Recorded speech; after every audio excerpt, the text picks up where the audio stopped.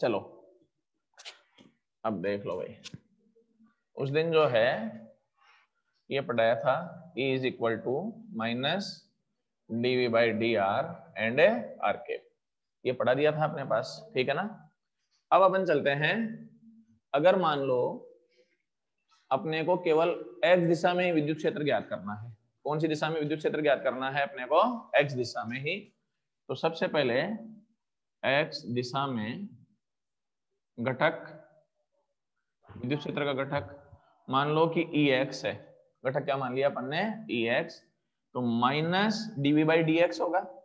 इसमें dv की जगह डेल लिखते हैं भाई, ये क्या होता है अभी मैं बता देता हूं, इसको बोलते हैं del v by del x। देखो तुम लोगों ने जो dv बाई dx या पढ़ा है ना, dy बाई dx, वो तो होता है अवकलन, क्या होता है वो तो अवकलन, और ये लिखा है ना मैंने डेल बाई डेल x, ये आंशिक अवकलन है भाई, क्या है, आंशिक अवकलन। और वो पढ़ते हैं ना डी बाई डी एक्स, ये केवल अवकलन कहलाता है। अब सवाल उठता है इन दोनों में क्या अंतर है। अवकलन में तो जितने भी चर हैं उन सबका ध्यान रखना पड़ता है, सभी को चर ही मानना पड़ता है। आंशिक अवकलन में जिसके सापेक्ष करोगे उसको तो चर मानोगे और बाकी सबको क्या मान लोगे, अचर मानोगे। अभी समझ में आ जाता है, एक एग्जाम्पल से 1 सेकंड में समझ में आ जाएगा। देखो D by D X, x square Y ये दे रखा है अपने को, ठीक है ना, या एक्स स्क्वायर वाई की पावर 3 ये दे रखा है। इसका अवकलन कैसे करते हो तुम, सूत्र क्या होता है, प्रथम फलन इंटू दूसरे का अवकलन प्लस दूसरा फलन इंटू प्रथम फलन का अवकलन। यही पढ़ाया होगा गणित में और 11th में फिजिक्स में भी। प्रथम फलन कितना है इसमें बोलो, एक्स स्क्वायर, दूसरा फलन का अवकलन क्या लिखोगे, वाई की पावर 3 ऐसे ही लिखोगे, प्लस क्या लिखोगे, y की, ये आ गया y की power 3 and d by D X x square. ये तो बात हो गई अवकलन की। अवकलन ऐसे ही किया जाता है, प्रथम फलन दूसरे का अवकलन प्लस दूसरा फलन इंटू प्रथम फलन का अवकलन, या यूं याद रख लो, पहले को रोको दूसरे का अवकलन करो प्लस दूसरे को रोको और पहले का अवकलन कर दिया जाता है। ये तो बात हो गई अवकलन की। यहाँ पर दो चर है, एक तो x अचर, एक कौन है y, दोनों को ही चर माना है कि नहीं माना है। आंशिक अवकलन में जिसके सापेक्ष करते हैं उसको तो चर, बाकी को अचर, बाकी को ध्यान ही मत दो बिल्कुल ही। कैसे देखना अभी, जैसे मान लो del by del x x square y, अब इसमें ये प्रथम फलन दूसरा अवकलन कुछ ही नहीं होगा, इसमें चर किसको मानोगे, केवल x को, y को क्या मानोगे, अचर। तो बहुत आसान तरीका है, अचर को तो रोक दो और del by del x x square, बस ये दूसरा पद होता ही नहीं है इसमें, ये है इसको समझने का तरीका। अब इसका अवकलन कर दोगे, x का x के सापेक्ष अवकलन 2x हो जाएगा, तो आंसर आ जाएगा y की पावर 3 इंटू 2x, ये है इसको। तो अवकलन और आंशिक अवकलन में अंतर समझ में आ गया होगा। उल्टा आंशिक अवकलन ज्यादा सरल है, अवकलन में तो प्रथम फलन दूसरा फलन इनका ध्यान भी रखना पड़ता है। आंशिक अवकलन को तो यूं याद रख लो कि जिसका चीज के सापेक्ष करना है बस उसको कर लो और बाकी को रोक दो, अच्छा रख दो अपने पास, सारों को सारों को। यहाँ पर अगर जेड भी होता तो वो जेड भी यही आ जाता अपने पास, उसका कोई फर्क नहीं पड़ता है, केवल किसका अवकलन हो जाता है, यहाँ पर एक्स स्क्वायर का ही अवकलन होगा, इसको आंशिक अवकलन कहा जाता है। तो ये एक्स दिशा में घटक हो गया। अब सेम टू सेम कौन सी दिशा में घटक हो जाएगा, ऐसा कैसे ही बताओ, वाई दिशा में घटक। तो अब अपन चलें कि वाई दिशा में कंपोनेंट क्या होगा, तो देखो ये तो एक्स दिशा में घटक हो गया, वाई दिशा में विद्युत क्षेत्र का घटक क्या रहेगा, पी वाई बराबर minus del V upon del Y, ये भी समझ में आ गया होगा। जेड दिशा में घटक क्या हो जाएगा बताओ, जेड दिशा में घटक ई जेड बराबर बोलो del V upon del Z. यहां तक समझ में आ गया कि नहीं आ गया। अब विद्युत क्षेत्र जो है अरे हाँ यहां से माइनस रह गया, क्या हो जाएगा, minus del V upon del Z.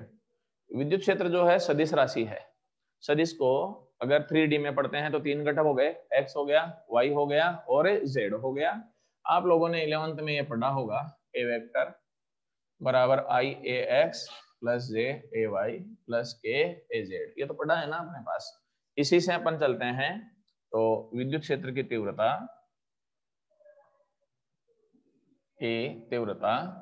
क्या हो जाएगी, ई वेक्टर बराबर बोलो आई ई एक्स प्लस जे ई वाई, आ रहा है ना समझ में, प्लस क्या आएगा के ई जेड हो जाएगा। ठीक है, अब E x E y E z के मान रखने पर तो क्या आएगा, मान रखने पर बोलो भाई, E vector is equal to minus i del V upon del x minus j del V upon del y minus k del V upon del z. यहाँ तक तो क्लियर है, कोई दिक्कत नहीं है। मैं इसको यूं लिख सकता हूँ क्या, ई वेक्टर बराबर माइनस आई ना कॉमन ले लिया, del upon del X J del upon del Y और प्लस में के del upon del Z into V. बात एक ही है, देख लो ले, माइनस कॉमन इधर खींच लिया, वी उधर ले लिया अपने पास, और इसको आगे लिख सकते हैं, इसको ये लिखा जा सकता है, देखो E vector is equal to minus, ये उल्टा त्रिभुज, इसको ग्रेडियंट कहते हैं भाई अपने पास, तो ये लिखते हैं ई बराबर माइनस ग्रेड वी, जहां पर मैंने क्या माना है ये बताओ, ये जो उल्टा त्रिभुज है ना, ये किसके बराबर माना है, सारा का सारा इसके बराबर। तो अब अपन लिख सकते हैं i del upon del x plus ये किसके बराबर है, z upon del y plus k del upon del z, इसे प्रवणता कहते हैं भाई, ये ग्रेडियंट कहते हैं। ये ऑपरेटर है, संकारक है भाई, ये ऑपरेटर। संकारक जानते हो ना, जैसे 2 + 3, तो 2 तो संख्या, 3 भी संख्या, ये प्लस क्या है, ऑपरेटर है। ये प्लस का चिन्ह अपने को ये बताना है कि इन दोनों को जोड़ना है, तो ऐसे कैसे ये ऑपरेटर है, ये बताता है कि x के सापेक्ष अवकलन होगा, y के सापेक्ष भी होगा और z के सापेक्ष भी अवकलन अपने को करना है। क्लियर है, अब स्क्रीनशॉट ले लो रे भाई ऑनलाइन वालों, उसके बाद में आगे बढ़ेंगे।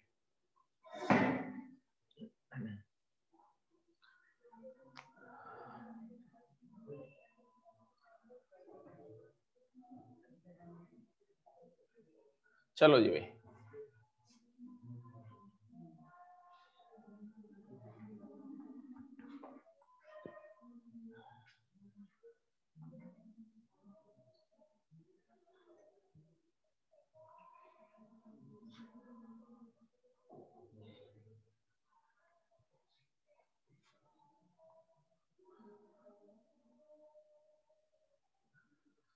चलो देखो, अब अपन आते हैं इसमें, एक उदाहरण बता रहा हूं।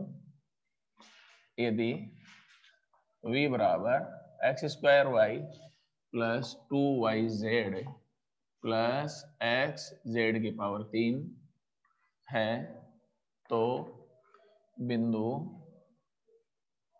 1, 2, 3 पर विद्युत क्षेत्र की तीव्रता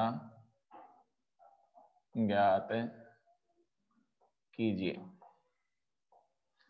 देखो भाई, क्वेश्चन है v बराबर x² y plus 2yz plus xz³ है। कहां पर अपने को विद्युत क्षेत्र की तीव्रता ज्ञात करनी है, 1, 2 और 3 पर ज्ञात करनी है। सबसे पहले x दिशा में घटक, y दिशा में घटक और फिर z दिशा में घटक निकालेंगे अपन।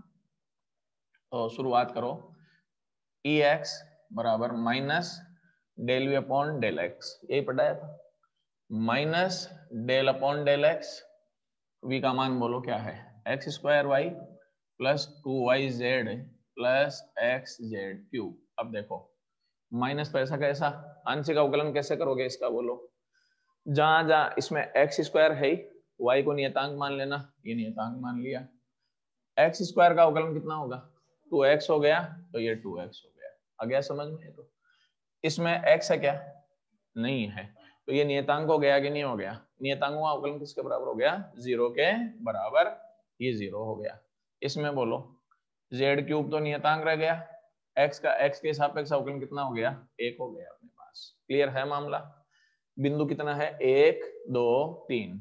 इसका मतलब x का मान 1 है, y का मान 2 है, z का मान कितना है, 3। रखो, इसमें क्या आएगा बोलो, ई एक्स बराबर -2 इंटू 2 इंटू 1 प्लस 3 के पावर 3 हो जाएगा। 27 4 31 हो गया। तो एक माइनस, ये ब्रैकेट लगाना पड़ेगा ना पूरे पर ही, तो माइनस का 31 आ गया आंसर। कितना आ गया, माइनस का 31। अब y दिशा में घटक बोलो क्या होगा, minus del V upon del y बराबर minus del upon del y. तो क्या है बताओ, x square y plus 2yz plus x Z की पावर 3।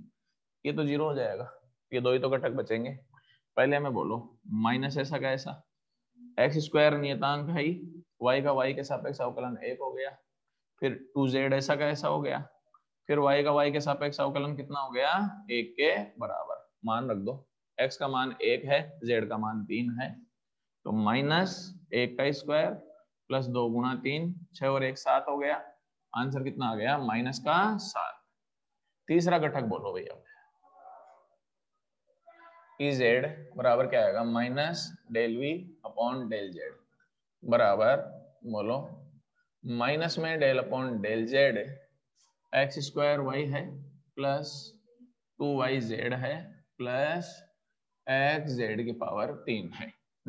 बोलो क्या आएगा, माइनस तो ऐसा का ऐसा, ये 0 आया समझ में, क्यों, जेड है ही नहीं उसमें अपने पास, तो ये किसके इक्वल हो जाएगा, 0 के इक्वल हो जाएगा।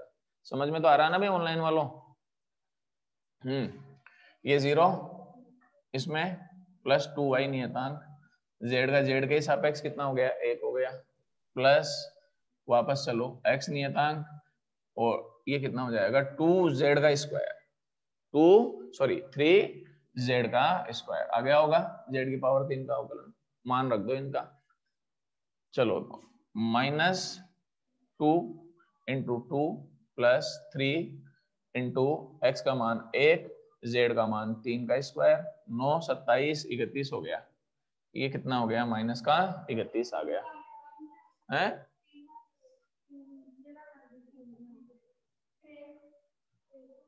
एक्स का मान 1, तो अब ई वेक्टर का मान बोलो क्या आया था, आई ई एक्स प्लस क्या आया था, जे ई वाई प्लस क्या आया था, के ई जेड। ये सारे मान रखो, मान रखने पर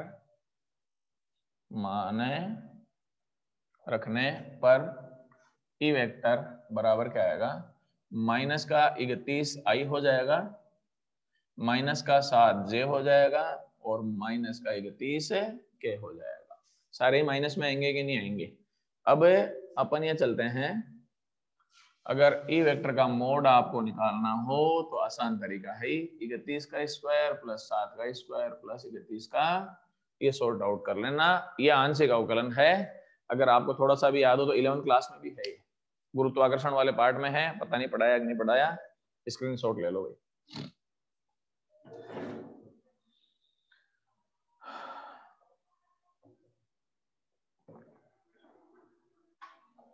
हो गया,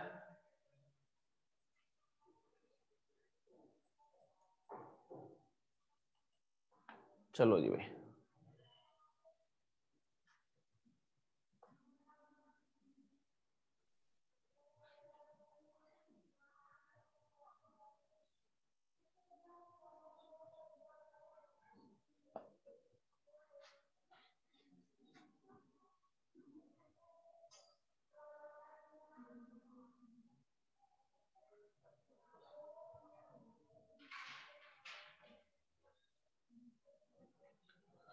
हाँ भाई, नेक्स्ट है विद्युत द्विध्रुव के किसी बिंदु पर विद्युत विभव, विद्युत द्विध्रुव के किसी बिंदु पर विद्युत विभव। अब तुम बोलोगे भाई इसमें अक्ष निरक्ष, देखो तुम्हारे सिलेबस में एक ही पॉइंट है किसी बिंदु पर, किसी बिंदु का मतलब सामान्य बिंदु है, इसी की सहायता से अक्ष पर भी विभव निकाल लेते हैं और इसी की सहायता से निरक्ष पर भी विभव की गणना कर ली जाती है। तो अपन दोनों बिंदु इसमें एक साथ ही आएंगे, वो चलते हैं अपन, बता देता हूं। सबसे पहले तो ये इसका डायग्राम है, ये माइनस क्यों आवेश हो गया और ये प्लस क्यों आवेश हो गया, विद्युत द्विध्रुव हो गया। मध्य बिंदु जो है इसका ओ मान लिया अपन ने, ठीक है। मध्य बिंदु ओ से आर दूरी पर कोई बिंदु पी माना है, ये टेढ़ा ही मानते हैं भाई, इसमें भी समझ में आ जाएगा टेढ़ा क्यों मानते हैं। ये यहां से मिला दिया अपन ने इसको, ठीक है।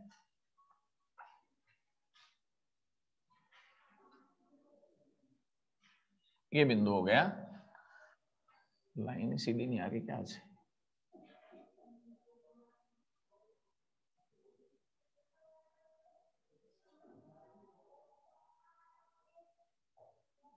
ये ओ बिंदु हो गया। अब अपन चलते हैं इस पी बिंदु पर अपने को विद्युत विभव की गणना करनी है।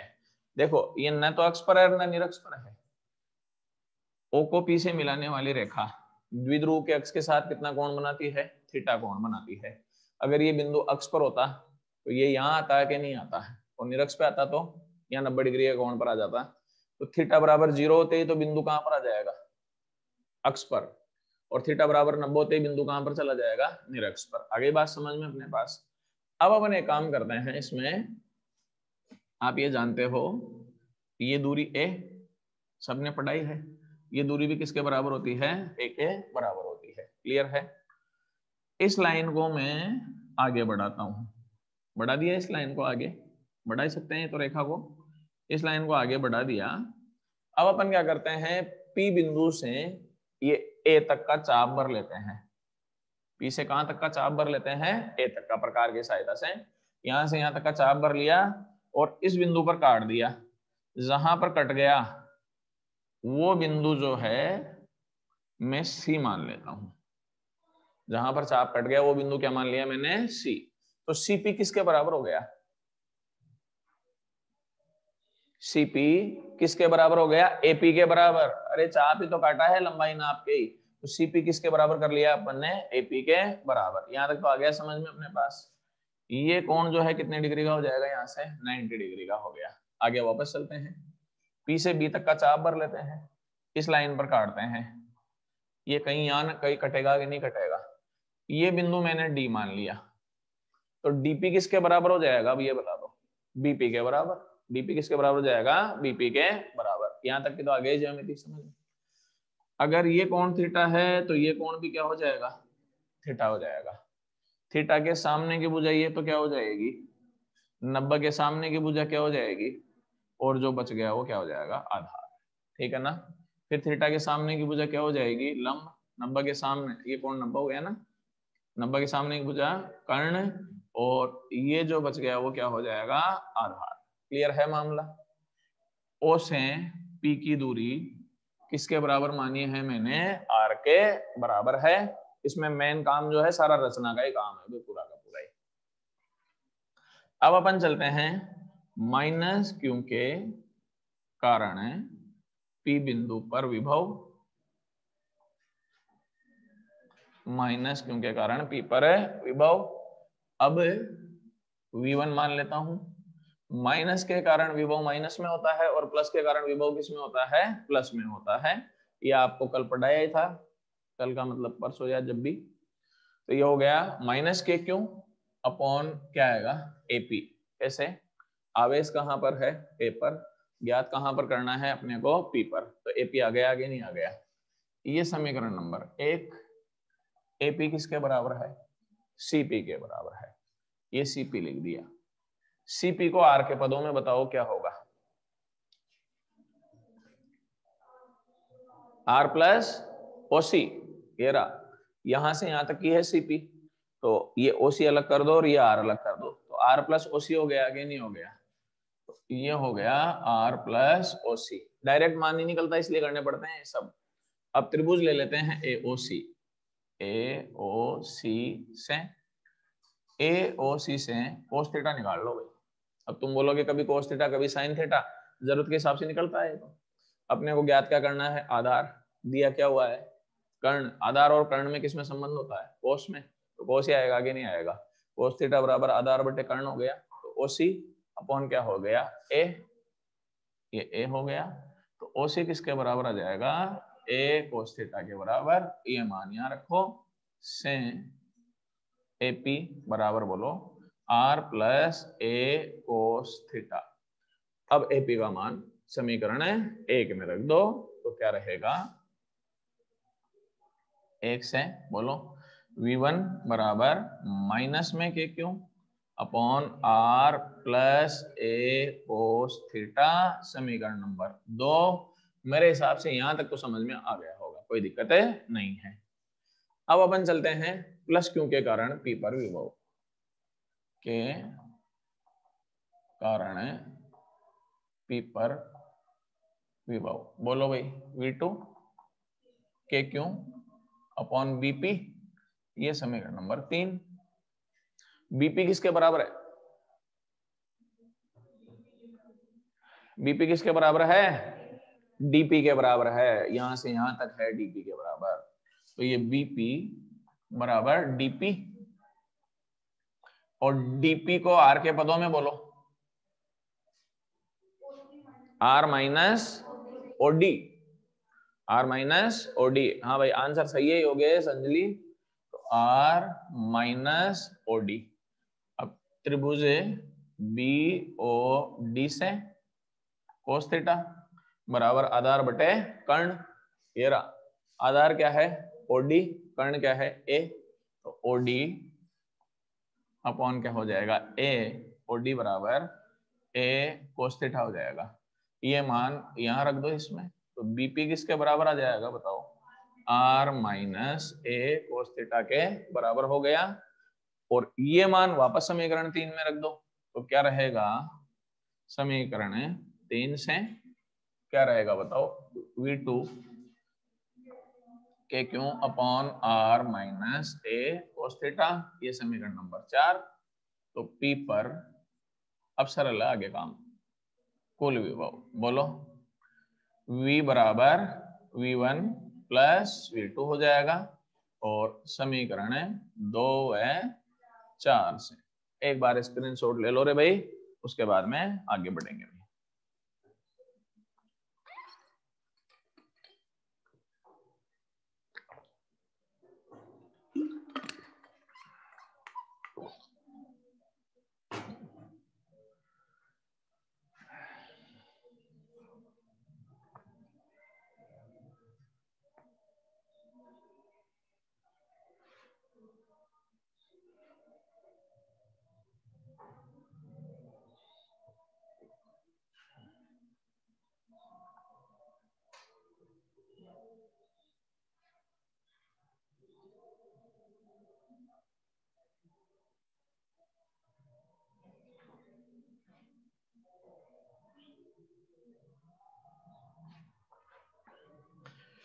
हाँ भाई, तो V बराबर minus K Q upon are plus A cos theta plus K Q upon are minus A cos theta. ये याद भी रख लेना, कंफ्यूज मत होना कभी। माइनस है तो यहाँ प्लस है, और वहां प्लस है तो यहाँ पर क्या है माइनस है, उल्टा चलता है। के क्यों कॉमन ले लें इनमें से, प्लस वाला पहले लिख लो, 1 upon are minus A cos theta minus 1 upon are plus A cos theta. आ गया यहाँ तक तो समझ में अपने पास, कोई दिक्कत नहीं है। V बराबर के क्यों ऐसा कैसा, एलसीएम ले वो, आर माइनस ए कोस थीटा और आर प्लस ए कोस थीटा। यहाँ पर आर प्लस ए cos theta minus r minus ए कोस थीटा, आर से आर कैंसिल आउट हो जाएगा, ये माइनस माइनस क्या हो जाएगा प्लस, तो यहीं पे काट देता हूँ। V इज इक्वल टू के क्यों इंटू 2a कोस थीटा। आ गया होगा समझ में, A cos theta plus A cos theta, नीचे a प्लस बी और a माइनस बी है तो स्क्वायर कर दें, R square minus A square cos square theta हो जाएगा अपने पास। क्यों इंटू 2a किसके बराबर होता है, p के बराबर। तो द्विध्रुव गुण हो गया KP cos theta upon R square minus A square cos square theta. यदि A is very very less than क्या हो R होने पर, बोलो A को हटा दो तो V बराबर क्या आ जाएगा KP cos theta upon R square. क्या आ जाएगा KP cos theta upon R square.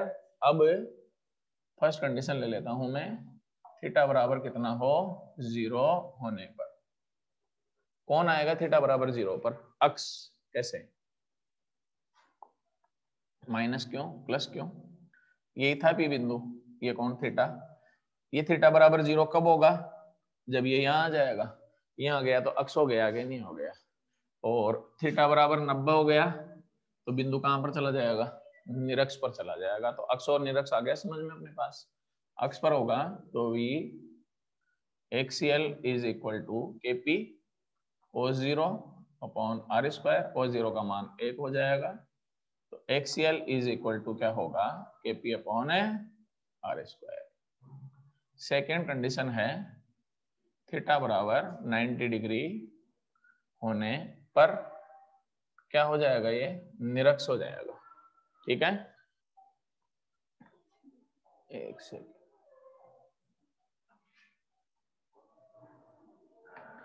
ये हो गया निरक्ष।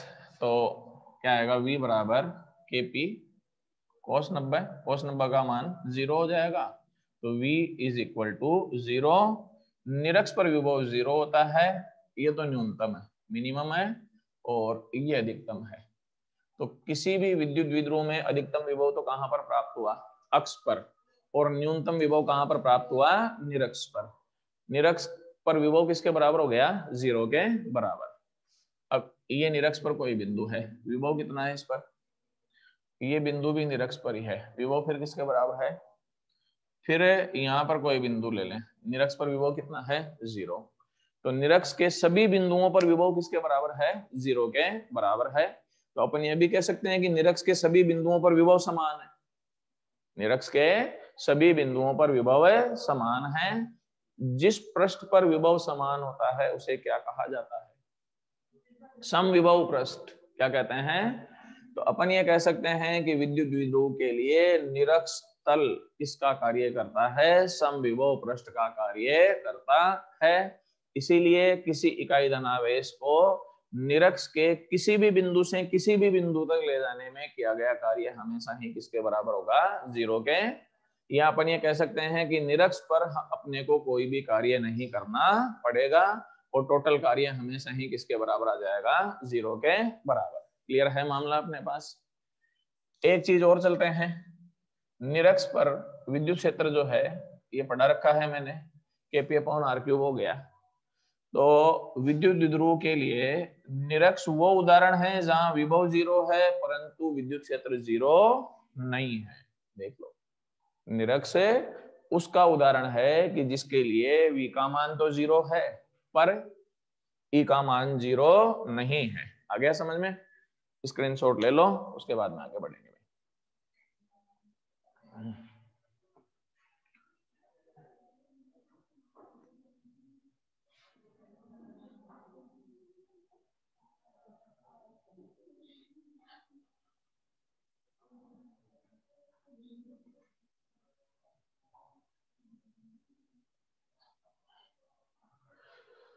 एक एग्जाम्पल बता देता हूं भाई।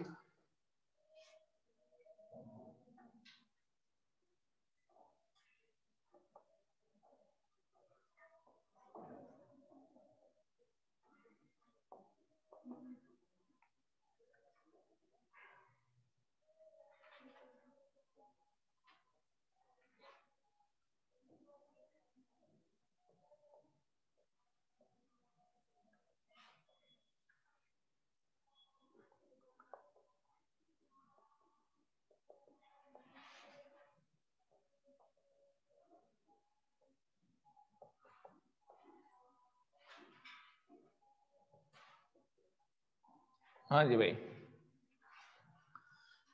ये दो आवेश रखे हुए हैं, प्लस में 6 माइक्रोकूलाम है, ये माइनस का 2 माइक्रोकूलाम है। ABCD कोई वर्ग है ये अपने पास।